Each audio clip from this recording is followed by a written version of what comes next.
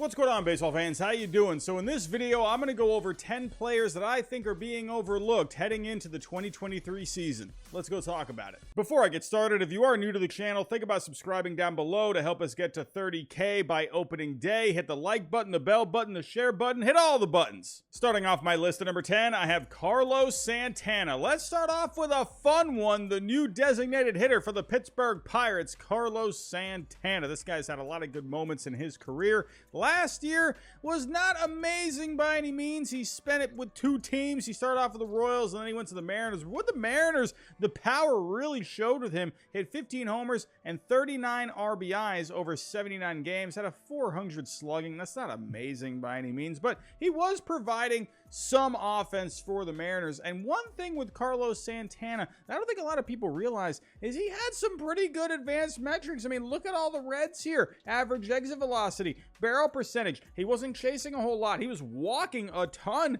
last year. He was actually pretty decent out in the field. And as of right now, he's probably going to be more of a DH, but I wouldn't be surprised to see him get some time over at first base as well. I think Carlos Santana, he's in that role now with the Pirates where you got a lot of young players in that organization. He's more of that veteran guy there. I think if this guy can have himself a good first half with the Pirates, it's a low stress environment. They're probably not really going to be involved in any sort of a playoff race, but hey, have himself a good first half. Maybe he can get traded to a playoff contender and maybe help a team down the stretch. We'll have to wait and see. But Carlos Santana, I think he's being a little overlooked heading into 2023. One more thing to add about Carlos Santana. He was dead last year when it came to hitting against the shift among all lefties with at least 200 plate appearances. He had a -2 WRC plus, only hit 162 against the shift last year, but this year there's no more shift. I definitely think that's going to go more in his favor in 2023. At number 9, I have Sam Hilliard. Sam Hilliard hasn't done a whole lot in the major leagues. Spent the first few years with the Colorado Rockies. Last year really didn't do a whole bunch. 70 games, hit 184, a 280 on base, a 264 slugging,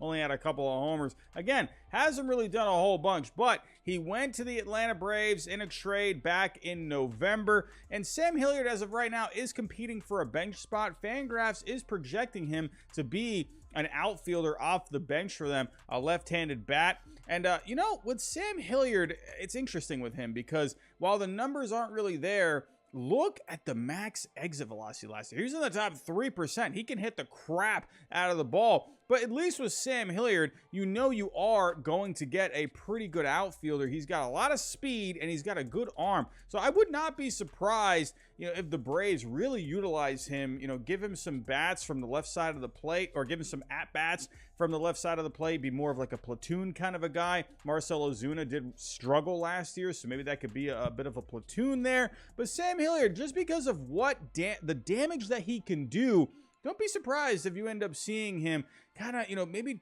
be kind of like the Adam Duvall, where like Duvall was just hitting a ton of homers. I don't think he's going to be as good as an Adam Duvall, but I think there is potential there. Keep an eye out for Sam Hilliard this year. At number 8, I have Nolan Jones. Speaking of power, Nolan Jones, he's got a lot of raw power. Take a look at that, 70 raw power, a projection of 60 in the future. The only problem with Nolan Jones, he just hasn't really been able to put it together. Hasn't really done a whole lot in the minor leagues. He came up with the Guardians last year, didn't do a whole lot, but I think exchange of scenery, going to Colorado, I think Nolan Jones could end up being a very solid player. And you just did have Brendan Rodgers had dislocated his shoulder, so maybe that can open up some playing time for Nolan Jones. You can move Ryan McMahon over to second base. Maybe Nolan Jones can get some time at third base, can also get some time in the outfield as well. I definitely think there's an opportunity for him. Last year, not a whole lot with the Guardians. 28 games, hit 244, a 309 on base, 372 slugging, had a couple of homers. In the minors, it's weird with him because the power is absolutely there. It just hasn't really translated to live games. But last year in AAA didn't do all that bad. Hit 276, a 368 on base, a 463 slugging. Again, just the power hasn't really translated. In Colorado, we all know balls can fly over there. And with Nolan Jones, he did show some pretty decent advanced numbers. The max exit velocity was in the top 20%, so we know he can hit the crap out of the ball. Got a good arm as well. Pretty decent out in the field when it comes to his speed.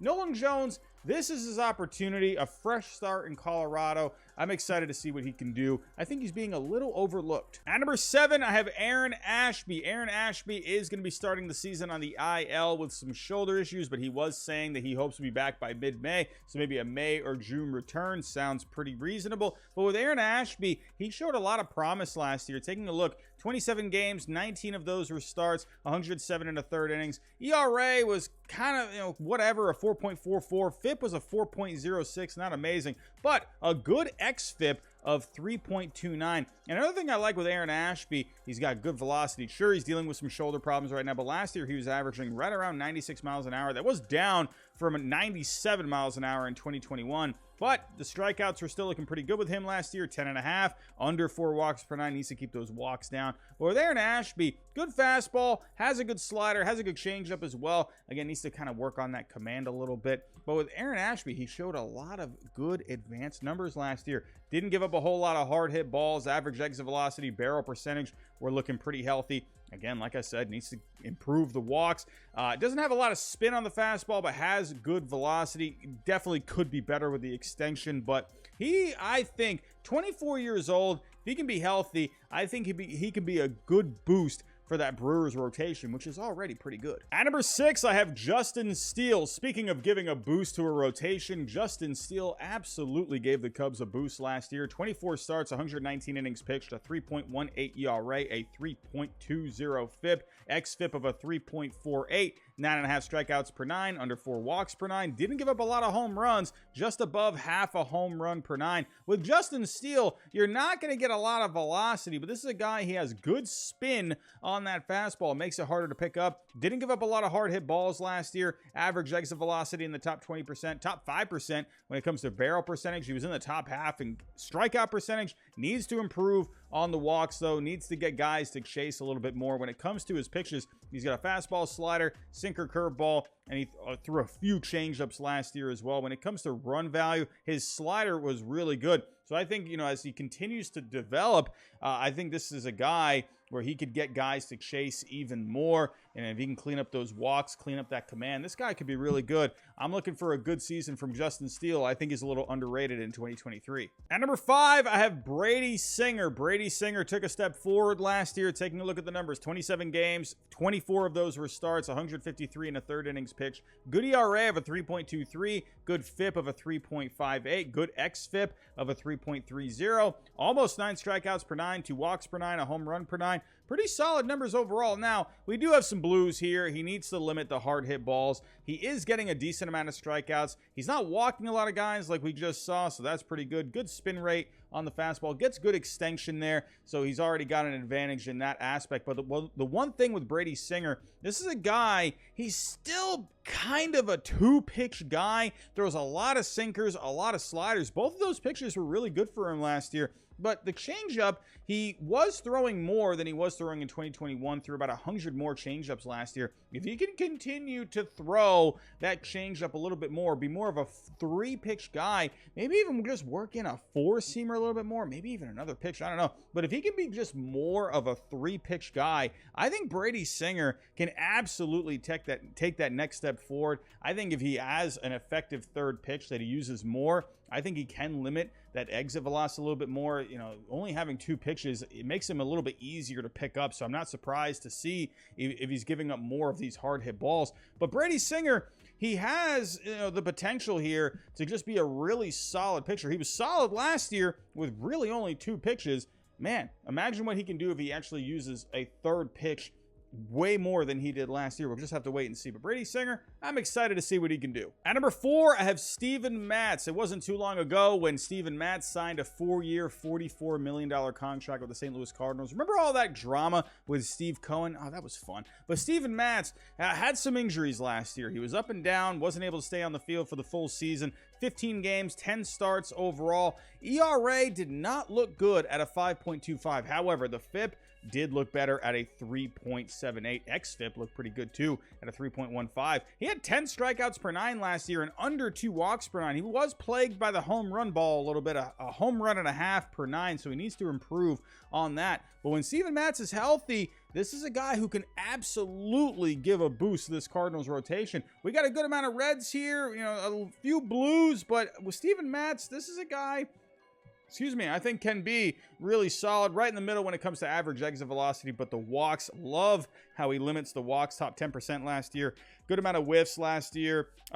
Needs to improve on the barrels. Got to get that up a little bit. Got to limit those hard hit balls as much as possible. You know, it's funny because he gave up a lot of barrels, but the hard hit percentage was pretty healthy. So with Steven Matz, just got to try and limit those barrels as much as you can. Decent extension, decent spin rate. You know, we know the deal with Steven Matz. He's not going to be, you know, an ace kind of a guy, but he has potential to just be a really solid middle of the rotation kind of a guy. Again, just staying healthy, staying on the field as well. If we take a look at some of the run values here, you know, we did have in 2021, his changeup looked really good at -12. Hitters were only hitting 209 against it. But last year, it was fine, but it wasn't as amazing as it was in 2021. So he's got to get that changeup cooking again. But the sinker, you know, in 2021, it was a -7 run value, but it jumped up to 5 last year.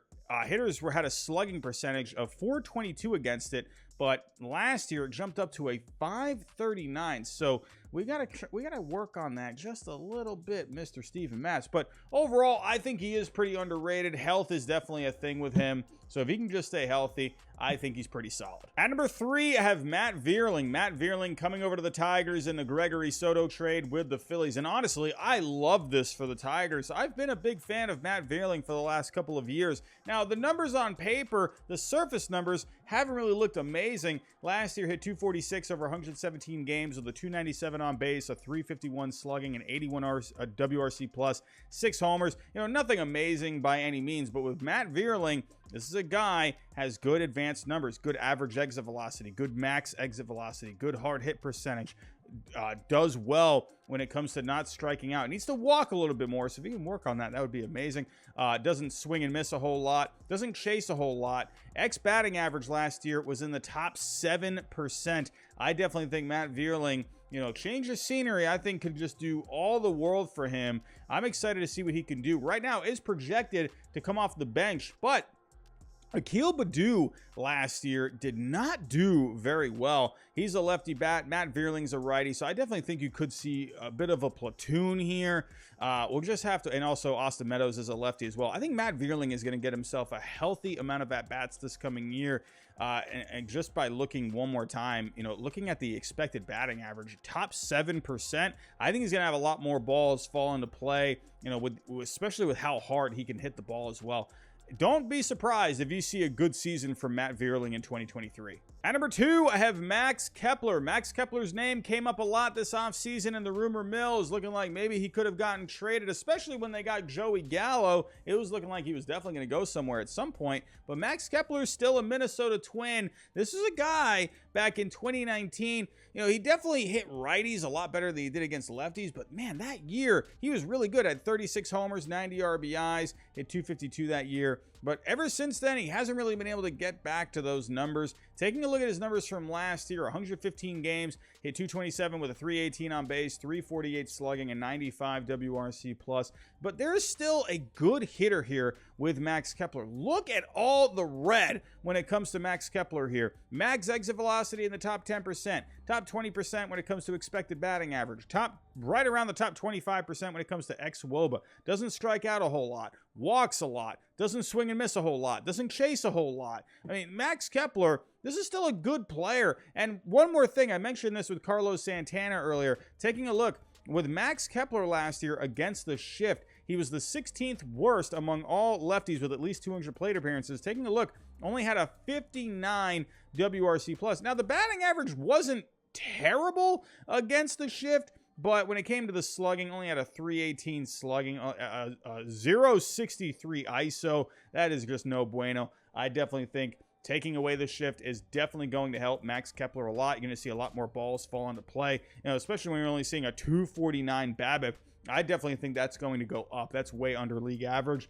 I expect Max Kepler to have himself a pretty good season this year. Do not sleep on Mr. Kepler. And at number 1, I have Corey Seager. You might be thinking, huh? Corey Seager, this guy's one of the highest paid players in Major League Baseball. 10 years, $325 million with the Texas Rangers. He's one of the better shortstops in the game. Why is he on this list? But in my opinion, I think Corey Seager is pretty overlooked, pretty underrated when it comes to the rest of the shortstops in the game. I mean, we got a very good group of shortstops right now in Major League Baseball. We just had 4 great shortstops this past offseason hit the free agent market. We had Dansby Swanson, Xander Bogaerts, Trey Turner, Carlos Correa, 4 amazing shortstops. Corey Seager, I feel like you don't hear his name a whole lot. Last year, he had himself a pretty decent year.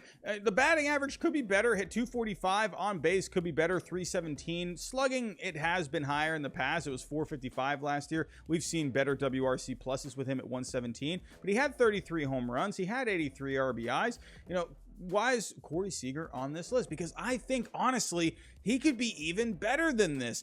Because the one big thing, I've mentioned it a couple of times, is the shift. He was shifted on a ton last year. Taking a look here, Corey Seager was the 6th worst against the shift last year with a 37 WRC plus. Only hit 226 against the shift with a 224 on base, a 280 slugging, a 0.54 ISO. I mean, Corey Seager, man, take away this shift, and all of a sudden, you got another level that he could really notch into. I wouldn't be surprised at all if you see right around the same amount of home runs, maybe 35, 40 home runs. But I think that batting average could get up to maybe, 270, 280, maybe even near close to 300. I think the on base, that could be closer to around 350. I think the slugging could be 500. I wouldn't be surprised at all to see Corey Seager be an MVP candidate in the American League. Not at all. I mean, and even looking at the StatCast numbers here, a ton of red overall. He needs to work on not chasing so much, swinging and missing a whole lot.